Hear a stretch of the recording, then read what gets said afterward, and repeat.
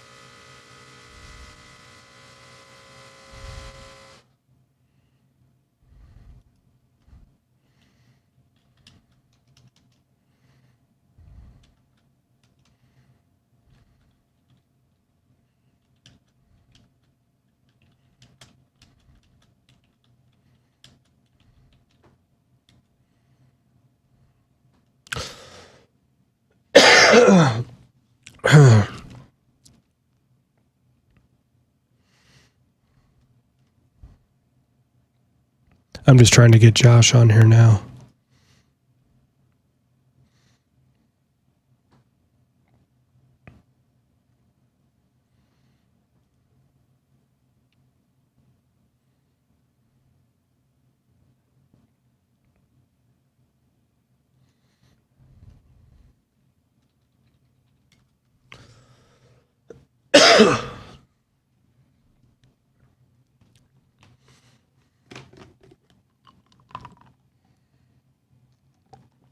He's probably got more than one Skype account.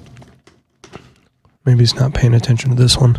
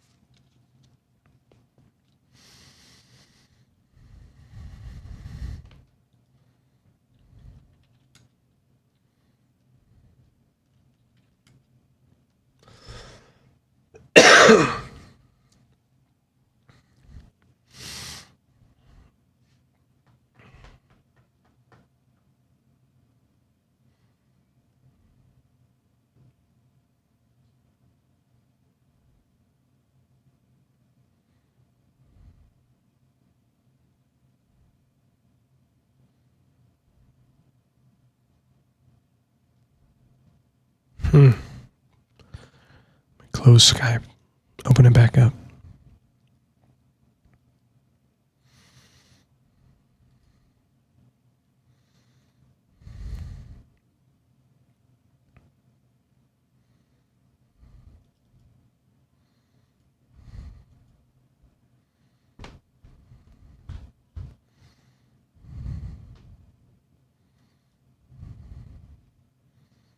It says updating Skype.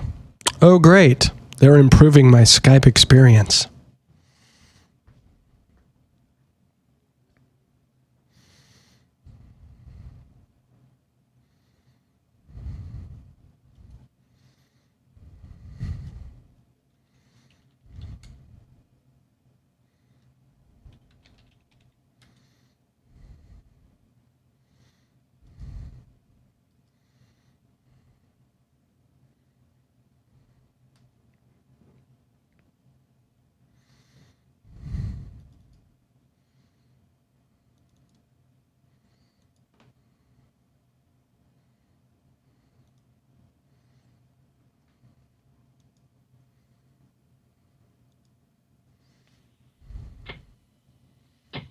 Ah, there you are. Hi. Hello. Still doing video or only audio? Yeah, we'll do video. Ruby. I had to hide the magic dry erase board. I don't want everybody to know what's going on in my head.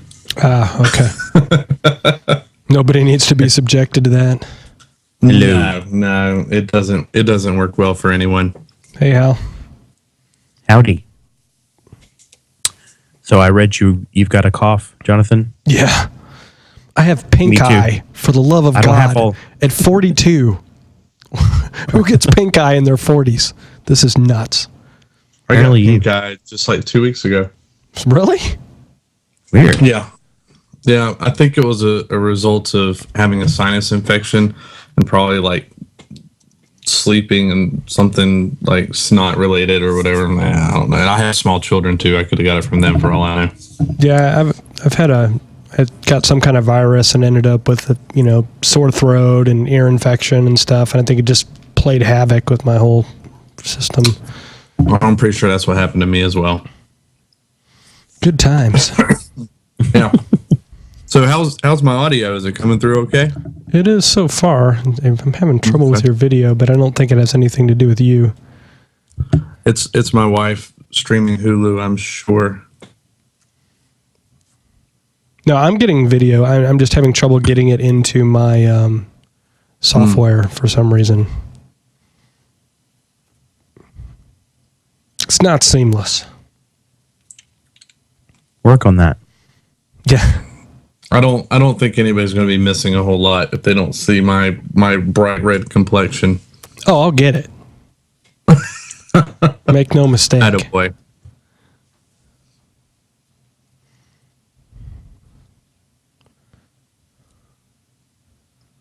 I just may have to fight for it. You can do it. You can do it. So I don't see your video. Was it your Mini that got totaled? Or your Jeep? Mm-hmm. Oh, it was your Mini? Yeah. Oh, did you get another one? It was a bummer.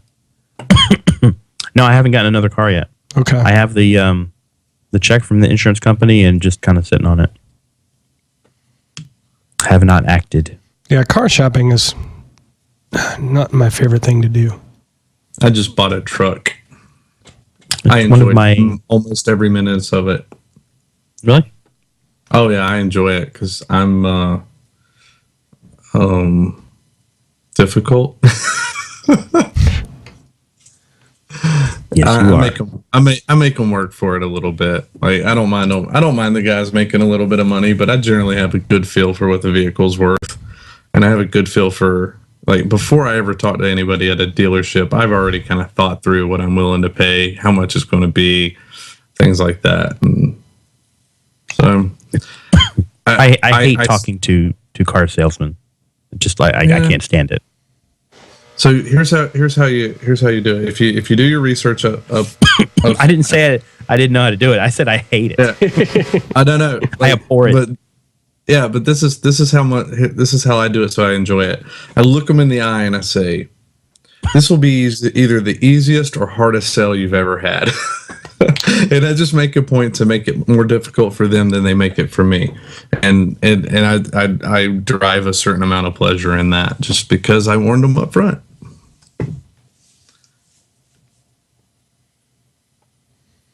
Oh, did I lose you?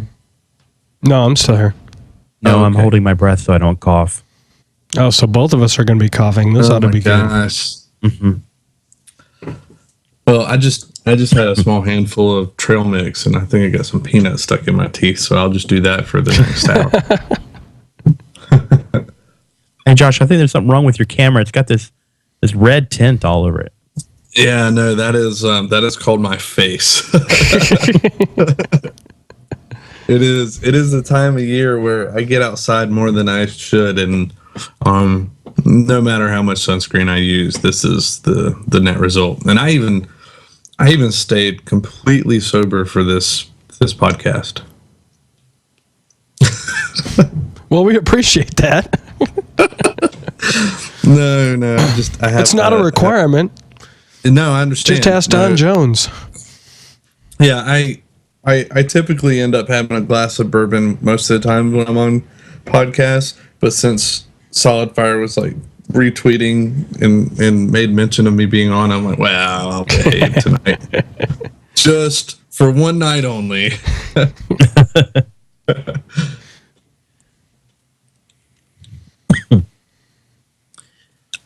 Yeah, Jonathan, it's seriously that time of night that my coughing starts to get worse.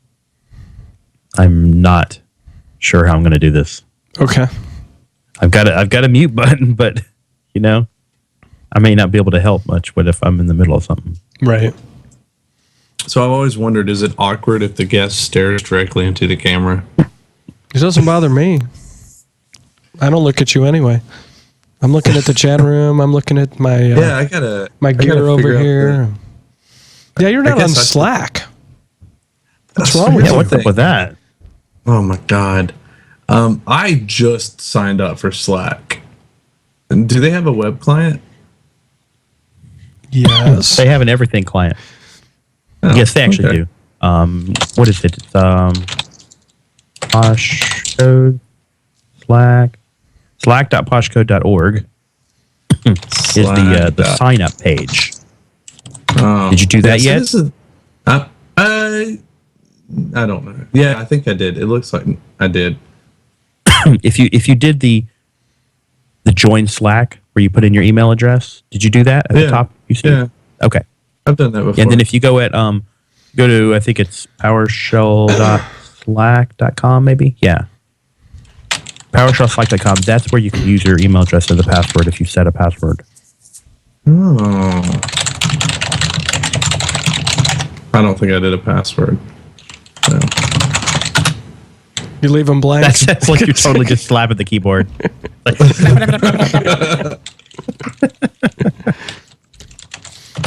don't judge me. It's like one of those cat videos. there we go. Gotcha. Hey, all right. I'll do the Slack. I'm gonna get off of the Slack is a messaging app for teens. Skip the tutorial.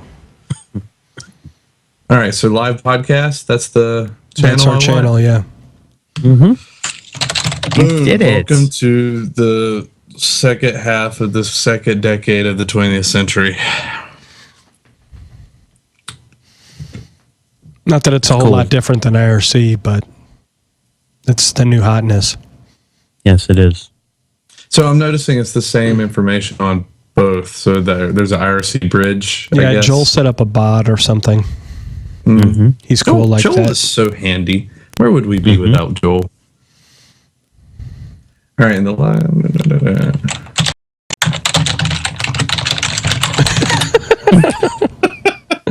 I'm serious about that keyboard, man. What did you do to it? Don't you podcast? Did you modify? What is wrong with you? I don't exercise much, and this is how I get out on calories. I've got forearms like tree trunks. Angry computer man. Sorry, I really got to get out more. I'm trying to pull up the live video too. God, I forgot how much screen real estate you need to podcast with video these days. Craziness. All these groovy new tools like Slack. So what episode number are we, Jonathan? This is 305. Okay, that's what I thought. Cool. I got It's been show almost notes. just over exactly a year since I was on last. Really? And the only reason I know that is because the Elements of Solid Fire podcast, when it launched, the one that we did together, when it went live, it was exactly 1 year from the time that I was on this show. Oh, wow. Oh, okay, cool. And I'm not sure how I figured that out. I think I had posted something, and then Facebook said, "Hey, do you remember this?" Barely, but yeah. Not that it wasn't memorable from your standpoint, but I did drink that night. I'm confident of it. Okay. So here's another weird random thing that happened. On our Mazda, we had a battery failure in the CVS parking lot on Town Lake Parkway.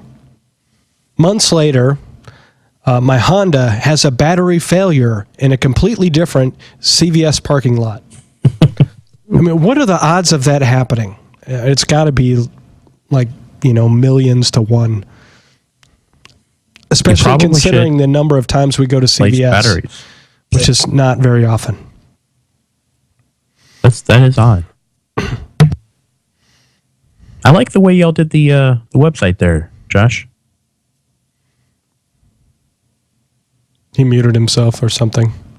I did. I was trying to mute myself so I could get the video up so I could kind of see you guys and see that like 15-second delay from when I do something to when it. Yeah, I just wanted to check my profile and see how I was looking. Oh, okay. You're looking great. Is that your truck in the background? What's that? I just heard something sounded like a truck drove by. Yeah, that's probably what it was. I haven't done any soundproofing up here. It's okay. So we ready to get started? I'm ready to go when you are. Yeah, everything sounds good on my end. I didn't expect anything different. So let me see here. Thank you, everybody in the chat room. Please chip in and make your questions known the usual way. Double hash mark dealio. And let's see. I've got the link in the show notes there. Slack needs tags bad. What you mean? Like the ability to tag certain posts as being part of something so that you can search by a tag. You can star them. Yeah, but that is not super helpful if you have more than one thing.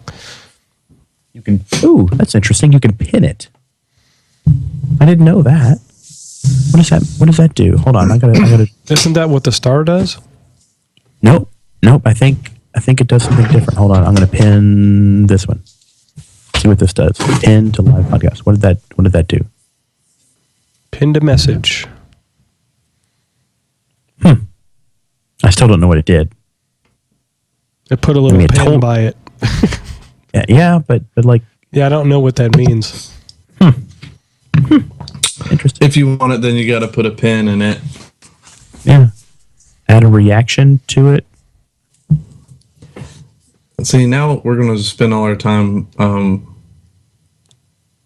doing interesting Slack things. Yeah, that's how it was when we first got on Hangouts. Anyway, okay, we should probably talk about what PowerShell storage and PowerShell. I got a couple of books I could, I'm trying to figure out what's the word I'm looking for. Promote. I believe the word is pimp. Pimp. I shall pimp my publishing.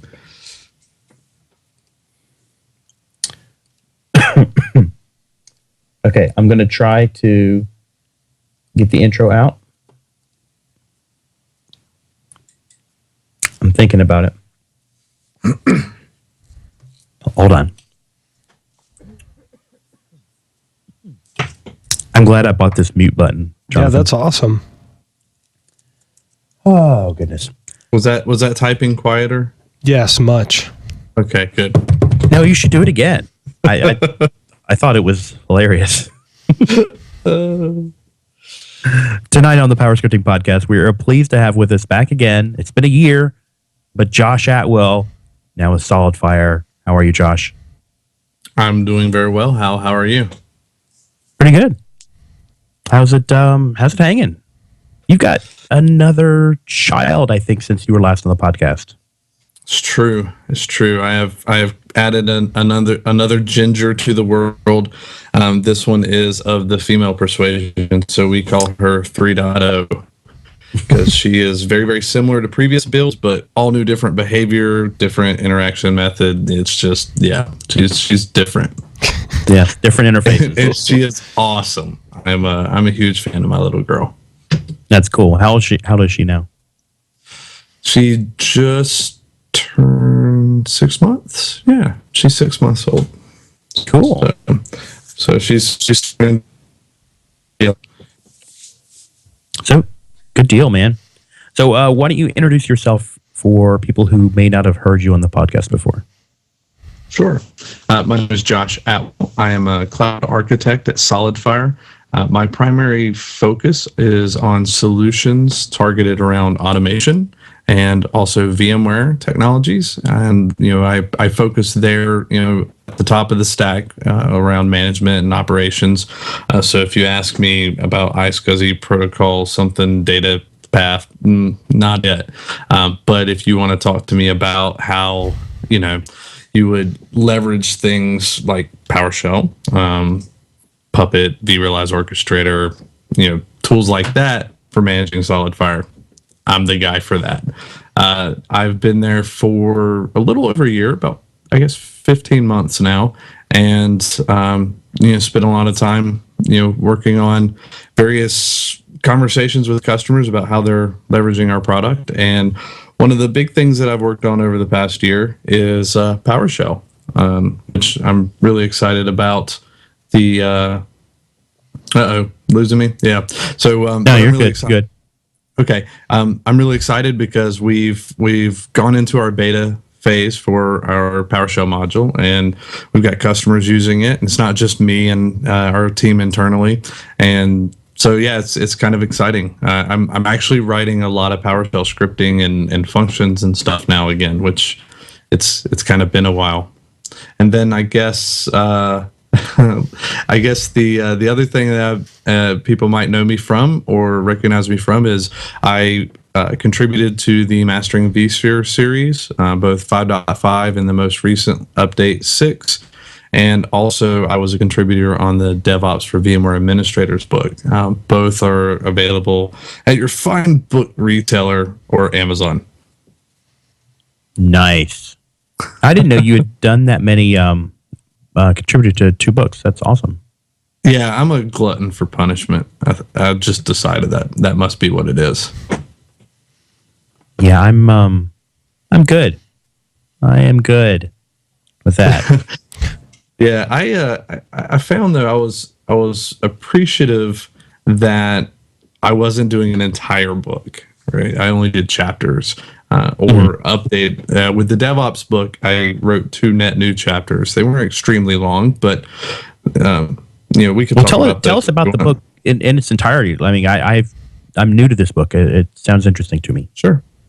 Yeah, so Trevor Roberts Jr. He's I think at Cisco now. I'd have to double check that. So Trevor, I apologize if I got that wrong. But he wanted to put together a book that kind of focused on DevOps principles and tools, and did it in a context that would make sense to VMware administrators. And so the idea was, let's talk about what this DevOps thing is and what you've been hearing about, and let's talk about some of the tools that enable some of those processes and the way that people are using things like Puppet and Ansible for agile development. And so we broke up the book into all these different technologies, and from there provide examples of, if you can manage a VMware environment, do so with that tool and use cases for it. Or unfortunately, in the case of what I did, there wasn't, I did PowerShell DSC, wasn't really a whole lot of use case when I was writing the chapter. DSC was really just brand new and there wasn't very much content out there. So what I did was I focused on targeting how a VMware administrator who isn't necessarily the Windows administrator, right, how they could understand DSC and get some value out of it. So the use case that I put together was, you have a DMZ environment, you want to manage it with DSC, right? Because you want to maintain the consistency of all that, but you don't want your pull server out in your DMZ and being, a honeypot for somebody to go out there and like own your configurations for all your systems. So how do you do it without having to open up all these ports? Well, it's not a ton, but without having to open ports, maintain a nice tight DMZ, and leverage VMware technologies. So what I ended up doing was leveraging the VMware tools and PowerCLI and build the MOF file external to the DMZ, copy it with copy VM guest file. I forget the commandlet, but that's what it is. To where you can copy a file to the local operating system file structure, and then do an invoke VM script. So, DSC would have to already be running on the system, but I could invoke the script that would, launch it, run against the MOF file, and initiate. So and then in the rest of the chapter, I write all the different ways you can't use PowerShell DSC in a VMware environment, things that don't work, different ways of trying to, implement using, VMware constructs, if you will. So there's almost, it feels like an entire chapter that all I talk about is things that you can't do. But I've actually talked to folks, and they were appreciative that they, were kind of given a heads up, like, don't even go down this track. It ends and you're going to turn around and start over. So what are the kind of things that you ran into that you can't do? Well, I guess the biggest one was when you're trying to use invoke VM script. You can't really pass everything in because it'll only accept a single line. And there might be a way of doing it, but I couldn't find it. But it would only read a single line and actually pass that in. And as such, your config files and trying to build all that, it requires a lot more than just the one line. And that was kind of one of those, you go into doing it and you say, oh, great. Yeah, this should work just fine. Negative. And then go ahead. If you actually created the MOF file, though, and you copied it down to the machine, I mean, all you're really doing at that point is poking the sim method to get it to run against the MOF file, right? So yeah, which is why that works, because you only need one line to do that. Right. But to make the call to tell it, to have it generate the MOF file locally, or have it run everything, just like you would if you were in just a regular domain environment, right, where you can have everything centrally. It sends out and says, hey, check in every now and then. Yeah, you can't really do that in this scenario. Like it's really just I'm just going to tell you what to do because all I can execute is this one line. Wow. Okay.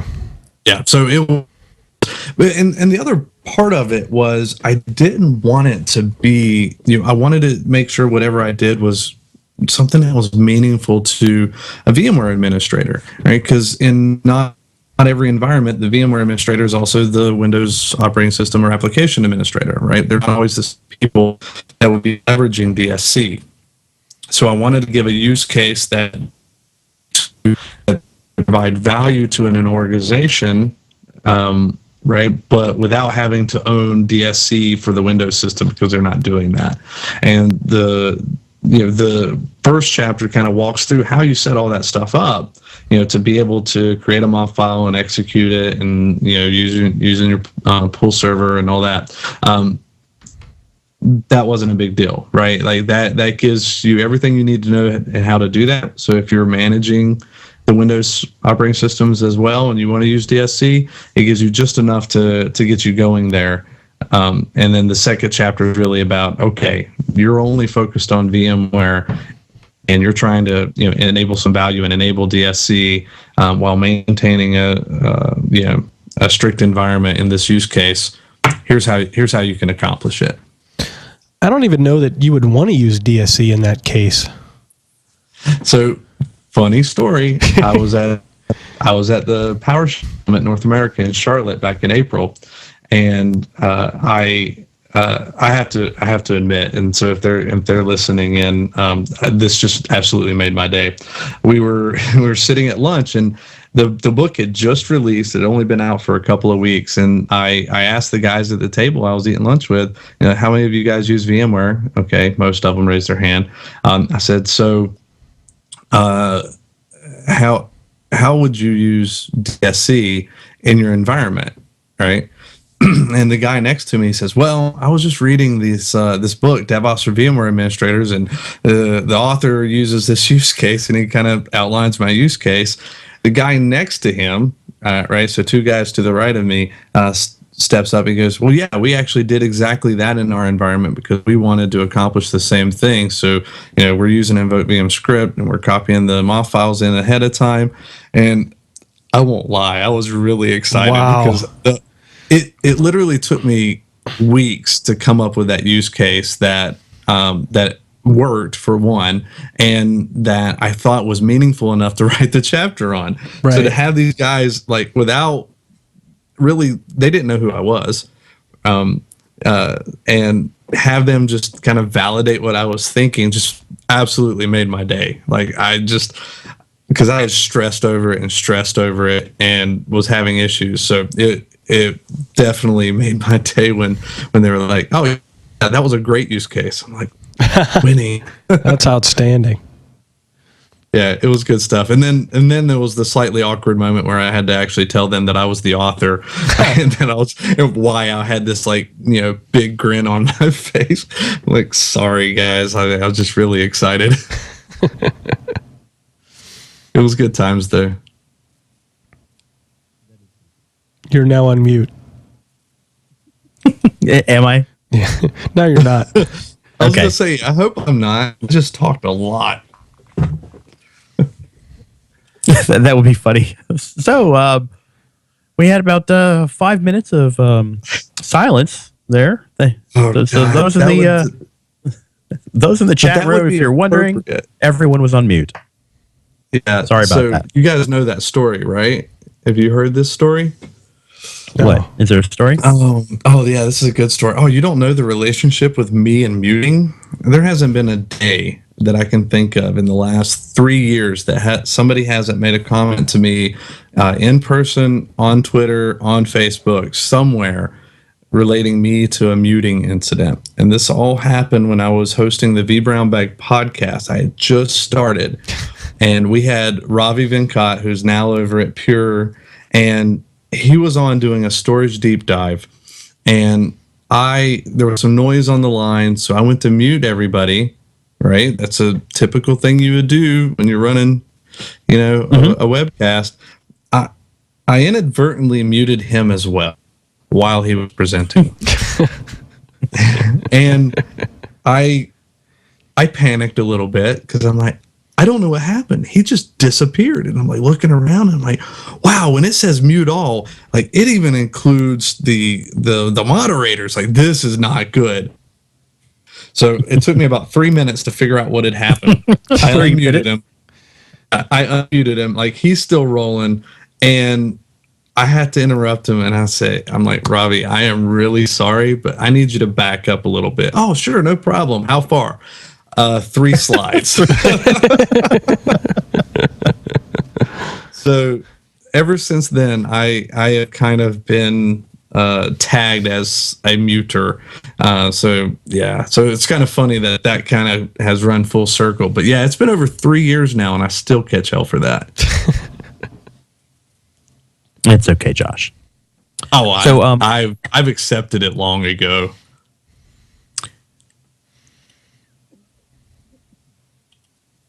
So something else that was new since last time you were on, and then I think we'll get back to SolidFire and your PowerShell module. Sure. You've got a new podcast since we talked last, I think. Yeah, the Virtualization User Podcast as a Service. Yes, that one. Yeah, we call it VUPAS.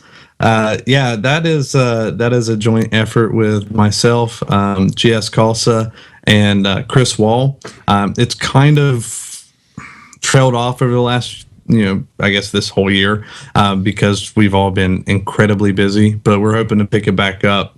The content that is out right now is, I think, really interesting because we made a conscientious effort to identify, VMware users, right? People who are just virtualization in general. It doesn't have to be VMware, actually. We've had people in there who are, do Hyper-V and other platforms, but trying to actually find people who aren't consultants, who aren't working at VARs, who are actual customers, like in the weeds, doing things, and getting insight into how they're operating their environment, the challenges that they faced. And we always try to lead with, so tell us about a cool project that you've worked on recently. What was it? What were some of the constraints? Like, what were some of the challenges that were involved with it? And, kind of give us a feel for how all that played out. And we really love the premise. I guess I just wish we had more time to work on it, because it's been a really fun podcast. Well, you should get back on it. But I see you've got 24 episodes there, so there's plenty to listen to for folks who had not seen the before. Yeah, and if people really like it, definitely hit up a mention on Twitter. At Vupaz on Twitter, and we'll shame GS into because he owns kind of the feed. So Chris and I are always game, and we know GS is as well. We pick at him a little bit, but he stays really busy at VMware, so we've tried not to give him too much of a hard time. Oh, I get it, totally get it. So let's get back to you guys do this week after week is impressive. Mostly, we bounce back and forth between every week and every third week or so. Well, something like that. So, SolidFire. We had you on when you were on a year ago. You gave us a bit of the rundown, but give us the 2-minute pitch, and then let's go straight into the PowerShell goodness that you guys have available to talk about now. Sure. So, quick 2 minutes. SolidFire is an all-flash distributed storage system. We do sell our product as nodes. You start at 4 nodes. You can scale up to scores of nodes. And with that, we have a shared nothing architecture. Primarily uses iSCSI on the back end. We do have fiber channel capabilities, but iSCSI is the main protocol. And all data is distributed across the cluster. We have everything is self-healing. You can add additional nodes, mix and match them on the fly. So that's all the boring storage stuff. One of the other features is our quality of service. So we do, provision capacity and performance separately, right? So you can have a 100 gig volume that has 10,000 IOPS, or you could have a terabyte volume that has 100 IOPS. Right, so we separate that. But frankly, I generally find storage relatively boring. What really excites me about the product is it has a full-featured API, which means that anything that you can do through the user interface, and then a few things that you can't, you can actually do an API call or leverage one of our integrations to accomplish that task. You don't. I joke with our UI guys, and I say, one of my primary mandates is to make people not use anything that you've worked on, right? I would much rather people use PowerShell, Orchestrator, Puppet, if that's what they want to do, or their own, automation platform of choice, and then just consume SolidFire that way. So it's a lot of fun. That's why I'm there, to try to keep people from using the UI basically, but more importantly, gain value by automating the tasks that traditionally they've never had an opportunity to do. And that's one of the things that really excites me working there, because I do get to do things that your traditional storage architecture would never allow you to do. All right, well, cool. Now, so tell us where how do you get started with the PowerShell module, and some of the things people are using it for? Yeah, sure. The PowerShell module at present is in beta, so it is pretty closed off to customers. Any SolidFire customer is able to log in to our support FTP site and pull it down. We've got it there for the time being while we're in beta, and they can get the module. It is a compiled binary, so it comes with an installer. You load it. But it is a module, so you can move it around in your environment without the installer. And they're able to download it. All the documentation is there, complete help files. That was fun, actually, writing all the help. Time consuming, but fun. So they're able to take that And yeah, I see your statement behind the paywall. Yeah, it is only for customers right now. It is in beta. We are discussing how we will distribute it long term. Once it goes GA in the next few months. Right now I can't speak one way or another what we would do either way. So, but for the immediate, we obviously want to kind of track who's using it so we can get feedback from them and find out what their use cases are, how they're using it, how can we improve it? Like if they come up with an issue, how can we help them solve that issue? I make the joke that, I don't build decks, I build hammers, and I show people how to use the hammers. And if they give me an idea, I'll make the hammer better so that they can build their own decks faster. I very much focus a lot of my energy on, taking those pieces of feedback and the use cases, getting it back to our product and engineering teams and saying, hey guys, this is what they're looking to do, and this is how I would accomplish it with PowerShell. Here's the API calls that we need, and this is the way that I would anticipate the behavior to be utilizing this commandlet. Go forth and commandlet for me, please. And it gets in the queue, and eventually it gets back over to me. But they're really good. They I've gotten to be able to move from developing the functions and commandlets to just consuming them, which I'm a big fan of.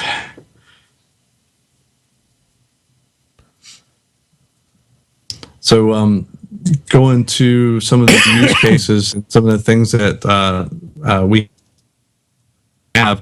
There's over 60 commandlets currently available. And with those, they're currently primarily focused on obviously gathering information and then managing core objects in the environment, right? So managing accounts, managing volumes, volume access groups, snapshots, clones, all of the things that are, part of your daily operational life of managing a storage system. And then from there, also being able to collect a lot of information about the efficiency of the volumes. And since SolidFire was designed specifically to address challenges dealing with, multi-tenancy, being able to provide commandlets that allow you to quickly gather information about consumption and efficiency per account. That's native to SolidFire. So we just kind of take advantage of it with PowerShell. In fact, here probably in the next week or so, I'm also going to release a function like template that says, hey, if there's an API call that you're wanting to use and we don't have a PowerShell commandlet for it yet, here, just apply it. You can pull it from this resource over here. It'll show you how it's formatted. I've already got some sample parameters set up, and you just fix it to be what you want it to be, and you can kind of roll it up into the module if you want, because there is a manifest on the front end. So you could just throw it in the modules directory and just kind of add it to that if you want to. So it's going to be pretty fun. I'm excited. It gives me the ability to do a lot of fun and interesting things. And the tech solutions team I'm on, we're starting to use it quite a bit. We're starting to see it in more POC labs and having more and more customers looking in and asking about it, and which also means I get to spend a lot of time talking with customers about what we're doing with it. So what are kind of some of the benefits of using automation for that type of scenario? I mean, what are the kind of scenarios that you're solving with this module?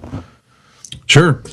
Well, first off, we are a product that is designed to scale, right? Okay. And when you think about our core customer base over the last 2 years, it was really focused on service providers. We've only in the last 2 years really gotten a lot more traction in the traditional enterprise space. And so one of the challenges obviously is when you start getting into thousands of objects, is managing thousands of objects. And since the system can just continue to grow, being able to maintain the same workflows and the same methodology to manage is really, really useful. So being able to, great example, you're bringing on a new tenant or a new developer. They need an account. They need a volume access group. It needs to be connected to the virtualization environment. They need volumes that have specific performance characteristics. All of those things need to be built to bring this new person online. Right. And what we can do in just a few lines of PowerShell is do all of that. And it's kind of fun and exciting. And we actually have some customers that are doing that. The other kind of thing is, and I mentioned it before. So with SolidFire, being able to, manage capacity and performance completely separately also means that, let's say you have an application system that, it's a database system and the database drive, sitting on a SolidFire volume and it needs more IO. Okay. Maybe it's during a maintenance window. Well, maybe you're in a P1 incident, right? Somebody didn't index a table and it's created chaos. You can actually up the performance capacity on the volume, so you can take it from having a maximum of 10,000 IOPS to 15,000 IOPS per se, right? It's immediate, like it that's happens cool. right away. Exactly. And another great use case is we have customers who run VDI, and the VDI instance only really needs, for most cases, 100 IOPS, right? Unless you're booting them all at the same time. Right. So, let's say you've got a system where you have your SQL databases, you've got your general workload virtual machines, and you have your VDI all on the same system. And I see why, I mentioned about multi-tenant. This is a great example. Being able to put, different workloads, right? Saying that, Hold on. You're breaking up really bad. Let's give it a second and then you can start over. You may want to turn off your video. Yeah. That might help. But then people won't see my gorgeous mug. I'm just kidding. All right. All right. Okay. That's better. Yeah, let's see how that goes. All right. So one of the use cases that we look at is having the ability to make the performance characteristic of volume. Let's say you have a data. It's breaking up really bad. Let me call you right back. Let's see if that makes a difference.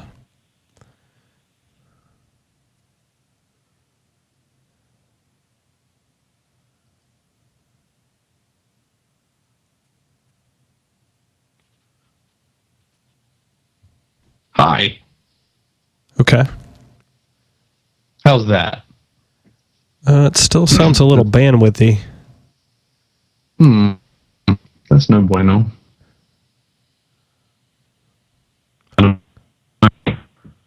My connection with Hal is pretty good. I can see his video is perfect. I know what's wrong. You're torrenting?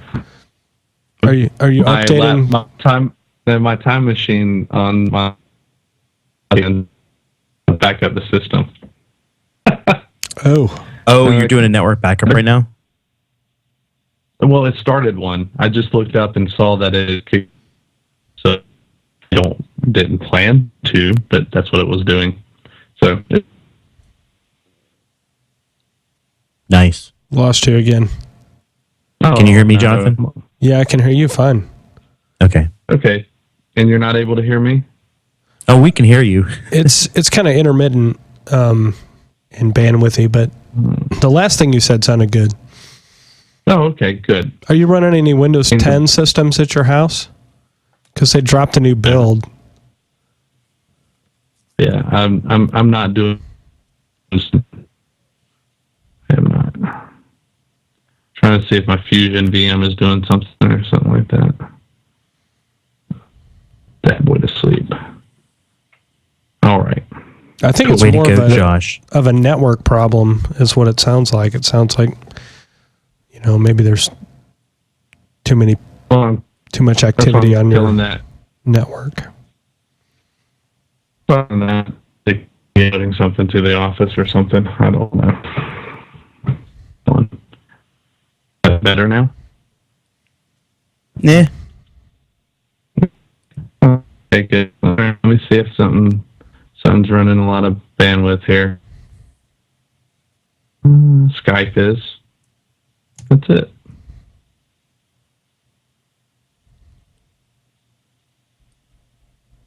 Yep, pretty much Skype. Maybe it's your provider. Nothing much well, we can do about it at the moment, though. No, and he started digging ground in my neighborhood for fiber. Excited. Yes. They did that here in my neighborhood too, actually. And mine. Awesome. Although I'm unclear if they made it to my house. Because they were coming up the hill, digging up people's yards, and they stopped in my neighbor's yard. And they didn't dig in my yard or the house further up the hill. So I don't know if they're coming back. There may be a junction box right there that breaks off from. Yeah, that would make sense. It's possible. What do you think, Jonathan? Is this sounding better? No, it sounds like garbage. It sounds really bad. I don't know what to do. I guess I could go downstairs or tell my wife to get off Hulu. You know what I could do? Are you on a wireless connection? All right, I could probably run off the mobile. Wow, it's even worse now. We're getting like fragments of words.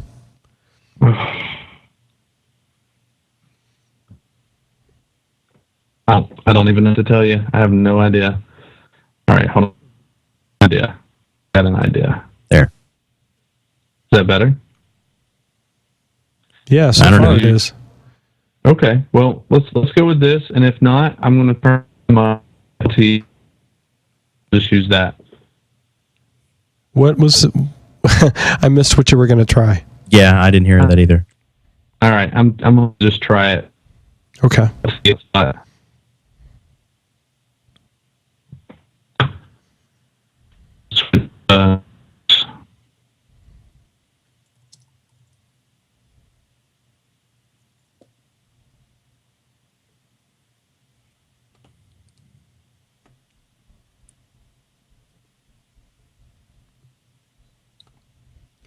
I've heard that Comcast is going to up bandwidth to try and compete with these new fiber offerings that are coming.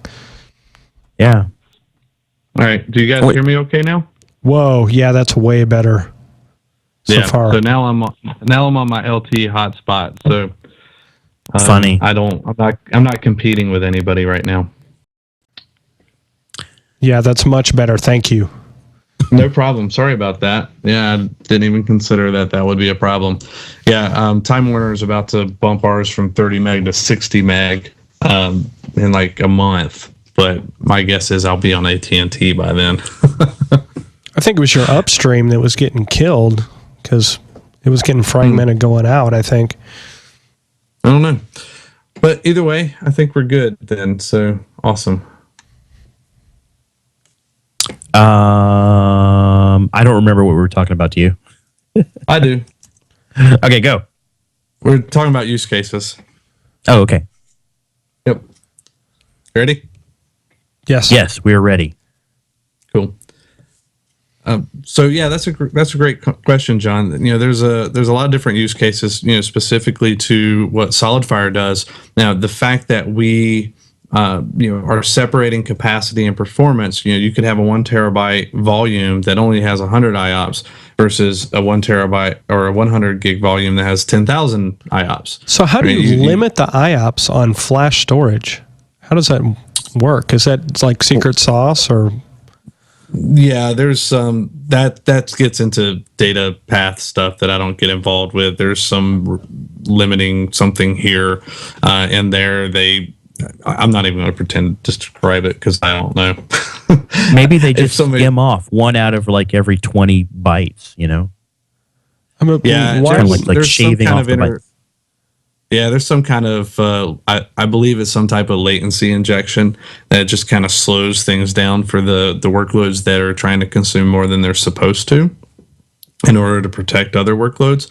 I mean, one of the primary okay, so you're trying to, that's like a quality of service type of thing, like you were talking about before. Yep. So you're limiting the amount of IOPS that some resources can use, so that is available for more IOP intensive workloads. Okay, that makes sense. Sure. Yeah, and one of the things that we do that differs from a lot of people, and this kind of goes back to the storage stuff, but we do a minimum, a maximum IOPS, and a burst, right? So if there's resources available and your application needs to do more than the 5,000 that was set as its maximum, it'll actually let you burst to whatever that burst value is for a period of 60 seconds. And that is really, really useful, especially, for instance, if you're doing a boot up. Right? If it's booting up and it needs a lot of resources in order to boot up, then it gets that burst to help it boost faster. We do have customers who are leveraging automation, and some that are actually using PowerShell to do this, where they'll take all of the volumes that are associated with a workload like VDI, or some of their systems that need to be backed up. They run a script that will increase the maximum IOPS capable on each volume for the period of time that's required to accomplish the task, whether it's a boot up or a backup window or a maintenance window, something like that. Once it's accomplished, they run the script the second time to take it back to where it was before. Right. So what they're able to do is take full advantage of the entire array when resources are available to speed up all the processes so things get done quicker. And they're able to do that instantaneously by running a script, which is really kind of exciting when you think about that level of capability. That's the kind of stuff that I kind of get a little excited about. Right. That's a great use case, then, Eric, because if you have like backup windows that are staggered, you could say, okay, this group of servers that's backing up gets, full IOPS for this amount of time, and then we're going to knock them back down to 100 or lower if they're not going to be doing anything during a period of time, to give more backup bandwidth for the other servers. Yeah, that's a really cool scenario. Yep, and that's led us to do some work with VMware. We actually are working on the ability to use storage policy based management, right, and be able to say that this is your production value for your quality of service, for your performance characteristics, right? But let's say that's a seasonal workload. Let's say that workload only works in the last 2 weeks or the first 2 weeks of a quarter running reports. Okay, sure, yeah. And the rest of the time it just sits there dormant. Well, if you're paying, right, if you're using like a cloud environment and people are paying for those resources, well, they don't want to pay for top tier resources, all 12 weeks if they only have to pay for it for 10 weeks. So what we can do is say, just go in, change the policy. I've got some cute little automation in the back end, and it can change the underlying volume to change it to that, that performance characteristic. So a lot of functionality, just ripe for the picking, right? Being able to do those types of things. And then, on top of that, you can also, manage the capacity. You can expand it on demand. It makes it really easy to grow the size of the volume. I have scripts that I put out on GitHub. I'm starting to populate a lot more stuff on SolidFire's GitHub page to take care of a lot of tasks like that. And between now and VMworld, I kind of gave you all a little teaser of some of the stuff I'm working on, but there'll be a lot of work with automating some of these use cases that I just outlined. Yeah, I could see a lot of people who would be interested in that. Yeah, and when I look at internally, when we're adding new customers all the time, and we're getting feedback from the sales teams about the things that really took us over the finish line.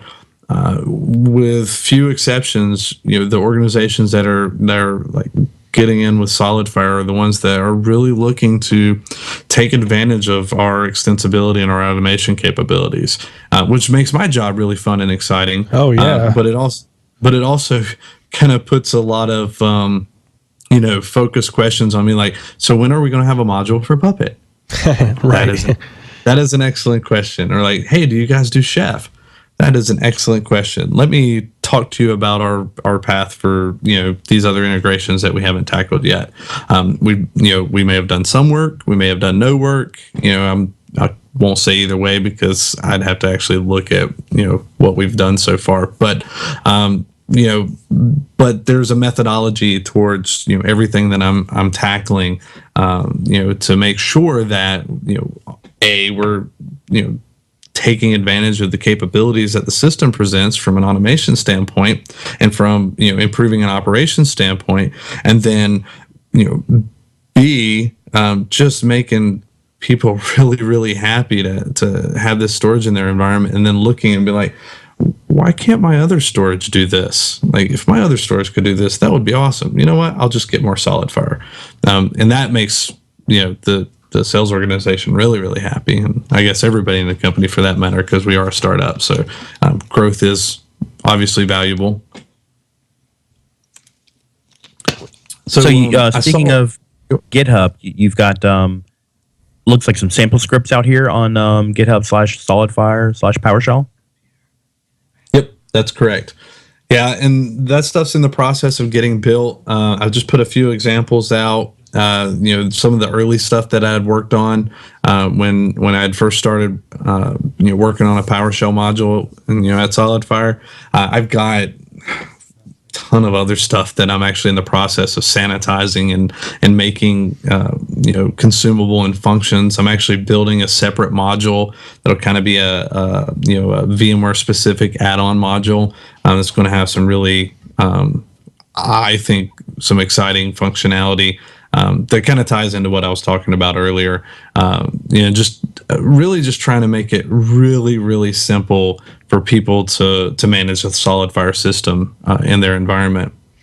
And right now I'm really focused on the VMware environment, but there's going to be a point in time in the not too distant future where I'm also going to be looking at work with OpenStack environments. A lot of stuff looking at Foreman and Python and finding ways to speed up how that works as well. I'm trying to keep capability parity across multiple ecosystems. And yes, I write my PowerShell from a Mac. That's hilarious. Yeah, I noticed you checked in a metadata file that only exists on a Mac. Never even noticed that. Actually, I did see that file and I had no idea what it was. That's what it is. That's how gung-ho Mac I am. I love the hardware. I'm hit or miss with the operating system. I run a Fusion VM that's where I get my PowerShell work done. And but I always maintain the GitHub repositories in a shared folder so that regardless of what system I'm on, it's accessible. Yeah, I totally get it. I'm sort of the same way. And after 3 years using a Mac as my daily driver, I'm still not really any better at Bash. And anytime I have scripting needs, I usually go into my Windows VM whenever I have anything I've got to automate. Yeah, I haven't even tried. I did some stuff when I was at Cisco with Bash, and it hurt my head. There was too much typing. I just no thanks. Right now I'm trying to get my head fully wrapped around using Git and GitHub efficiently. I can do it. I'm just trying to get efficient with it. So I'm trying to use it a lot more. Trying to just practice what I preach, which is sometimes really, really hard.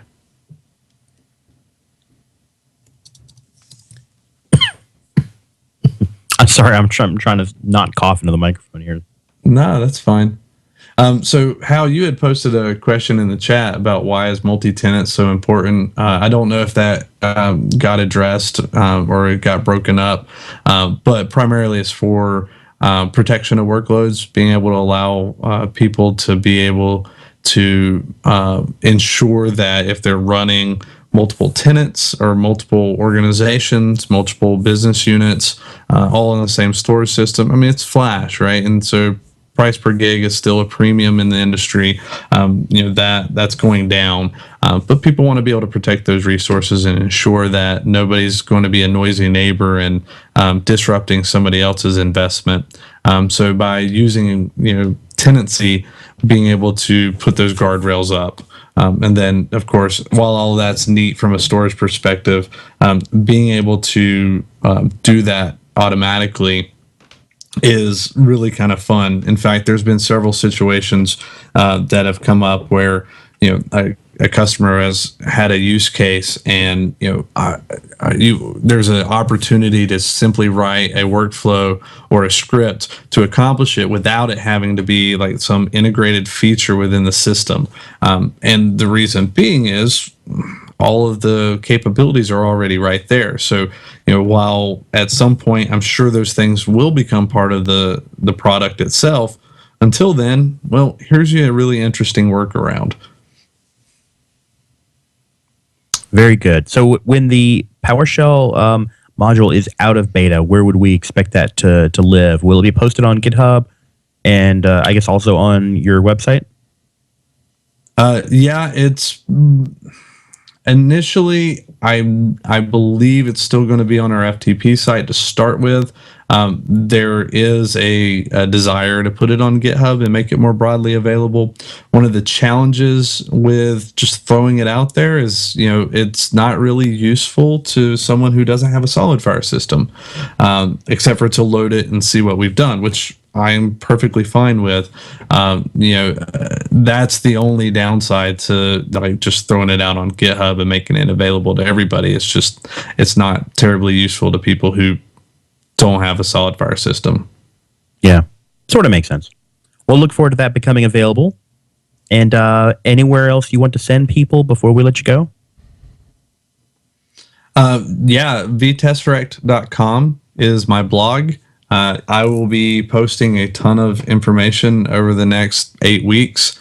A lot of it primarily focused on the SolidFire PowerShell module. I will also probably be spending a lot of time on vRealize Orchestrator and some other vRealize automation throughout the rest of this year as well. So I'm trying to get back to blogging again. I've kind of took a sabbatical, so it's probably about time to get back in. And then obviously check out the books. I would be a fan if you got them and enjoyed them. I don't make money off of them really, so this is all because I think you'll find them useful. And then I'll be out at VMworld and probably a few other shows this year. So if you see me, stop by and say hi. And if you like the scenarios he uses in the book, make sure you tell him because it'll make his day. Yeah, it did. It absolutely made my day. It still makes me smile. I won't lie. I mean, it's kind of exciting when you think of something and someone else says, you know what, that is a great idea. Yeah, it's completely amazing that neither one of those people knew that you were the author of the book, and they had both read that section and were talking about it right in front of you. That's awesome. Yeah, I don't. It's not like I really stand out, right? I blend in a crowd. But nah, it's funny, to that point though, contributing to a book and being a published author, it is certainly, I mean, you guys know, right? It kind of gives you a certain notability in an industry, but it doesn't mean that anybody knows who you are, which is perfectly fine. Right? You get me on a stage and do an introduction and, invite me to speak at a VMUG or something. Well, yeah, now people know who I am. You put me on the invitation. So, but I don't ever expect anybody to know who I am if we're just sitting around having lunch. Unless I've ever muted them, and then they always know who I am. And they will remind you over and over again. So I do have a question for you. Sure. Your question this time around is, if you were on a mission to Mars or Pluto, I'll use Pluto this week. If you were on a mission, well, that would take way too long.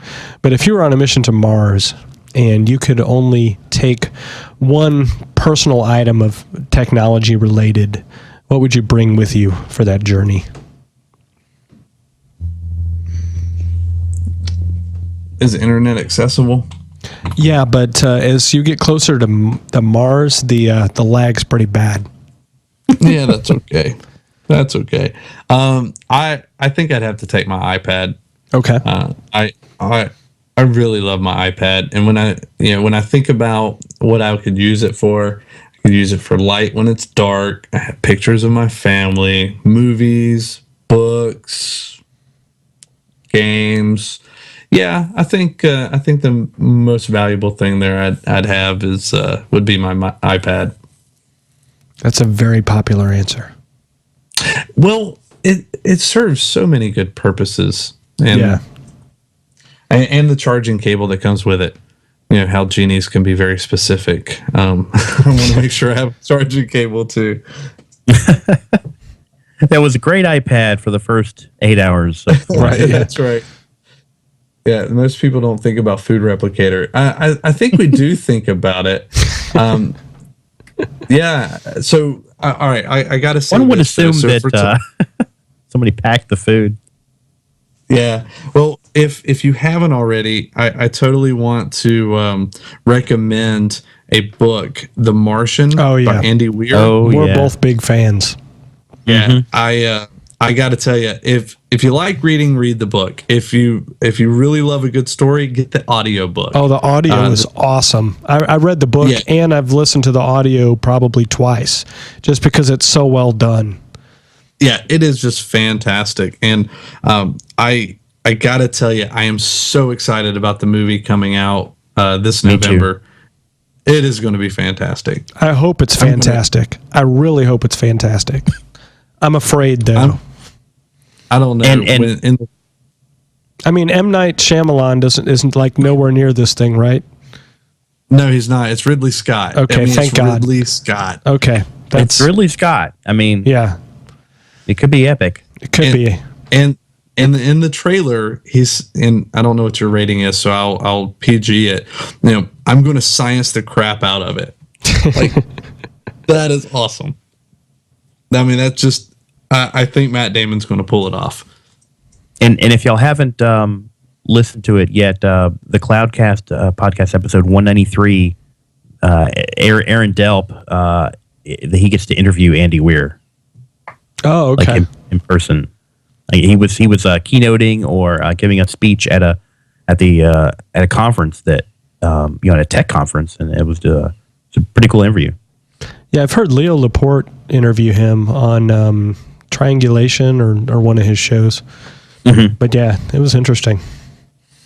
Yeah, I actually got to meet him last year at VMware headquarters. I was there a little bit early prior to VMworld, and he was in town doing a book reading at VMware campus. Yeah, and so I got to meet him, got a signed copy of the book. Oh, that's cool. Yeah, and I actually got to hang out with him for like half an hour, which was really, really cool. Yeah, and the best part about it was the guy's a software developer that really had a story in his, had stories in his head and he wanted to write them out, and so he was. And like he's a lot like us, right? He's no longer a software developer. I think he's no longer like necessary. Us. Yeah, so he's no longer quite like us, but he's still very, very engineering minded, software minded. In fact, he wrote a software program specifically for tracking the trajectory of the spacecrafts to try to make sure that his timelines were accurate. That's awesome. Neat. Yes, it was really, really cool. So yeah, so if I go to Mars, I want my iPad, and on my iPad, I'll have the audiobook of The Martian and a Kindle copy as well. Absolutely. Good choice. Well, thanks a lot, Josh, for coming and hang out with us. Appreciate the update guys. And the news about the PowerShell modules by SolidFire. Thanks for having me. I really appreciate it. It's great talking with you guys as always. And maybe next year I can do something really interesting and warrant a visit back. Yeah, but we've got to get it pretty much on the mark. Yeah, we'll call you in July, okay, buddy? Yeah, sounds good. Let's get it on the calendar. All right. Take care. Send you the invite now. The annual summer showdown with Josh. Yeah, keep posting pictures of your kids on Facebook too. You take great pictures. Oh, thank you.